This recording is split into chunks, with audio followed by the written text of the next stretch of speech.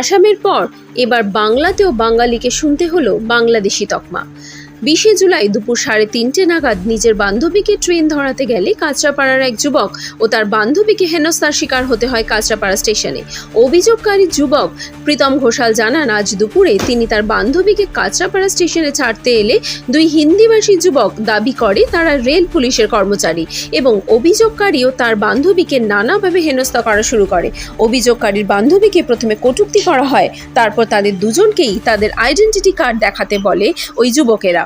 ঘটনাক্রমে অভিযোগকারী তাদের সাথে বাংলায় কথা বলতে চাইলে তারা বলে এটা ভারত, এখানে হিন্দি ভাষা চলবে। পাশাপাশি তারা বলে হরিয়ানা গেলে বাঙালিদেরকে দেখে নেওয়া হবে।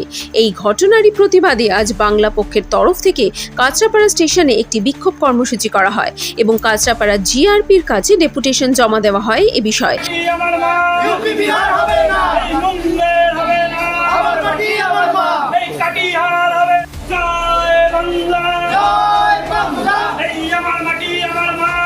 বিহার হবে না।